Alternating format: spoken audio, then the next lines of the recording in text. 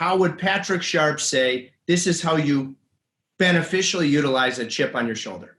Yeah, that's a good question. And that's something that I'm learning now that I'm not playing.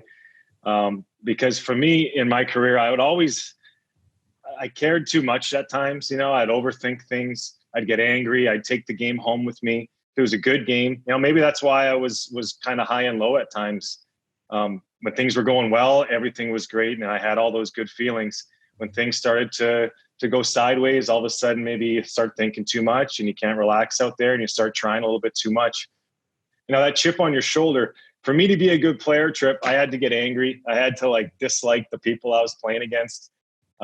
It's funny now that I haven't played in a while. I'll be driving in my car, listening to some music, and then this moment will pop into my mind of when I got into it with somebody on the other team and I maybe said something that was a little bit over the line, or I really said something that would hurt their feelings. And it's a cringe moment for me.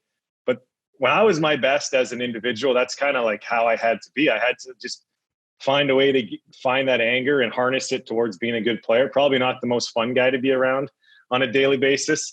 My roommate in college once told somebody when he did an interview that being roommates with Sharp is like living with 7 different people. You never know which guy you're going to get.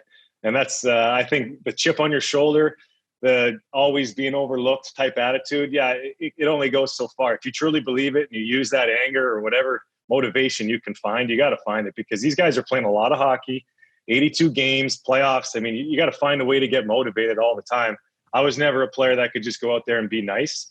I was always had to get into a scrum or say something stupid or got those juices going. That's when I was at my best. So hopefully a lot of those guys that I got into it with over the years are watching the podcast or listening to it, and they'll know that it was just in the moment. It was nothing personal. And I wish I probably didn't say or do a few things on the ice that were dumb.